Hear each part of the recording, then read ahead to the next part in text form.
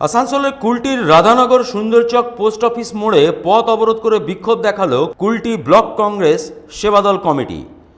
দিশেরগড় থেকে নিয়ামতপুর এই মুখ্য সড়কপথের অবস্থা বেহাল। এই রাস্তা দ্রুত সংস্কারের দাবিতে পথ অবরোধ করা হলো এদিন সকালে। প্রায় 20 মিনিট পথ অবরোধ চলার পর কুলটি থানার নিয়ামতপুর ফাঁড়ির পুলিশ ও ট্রাফিক পুলিশ ঘটনাস্থলে এসে অবরোধ মুক্ত করান। এই পথ অবরোধে উপস্থিত ছিলেন কংগ্রেস সেবাদল কমিটির ব্লক সভাপতি মনীষ বর্ণওয়াল সহ আরও অনেকে। लेकिन रोड बनाने के काम में अब कोई भी यहाँ पे खड़ा नहीं हो रहा है। कांग्रेस पार्टी राहुल गांधी हमेशा सड़कों पे ही रहते हैं। हम लोग उनका सिपाही है, हम लोग भी रोड पे बैठे हुए हैं।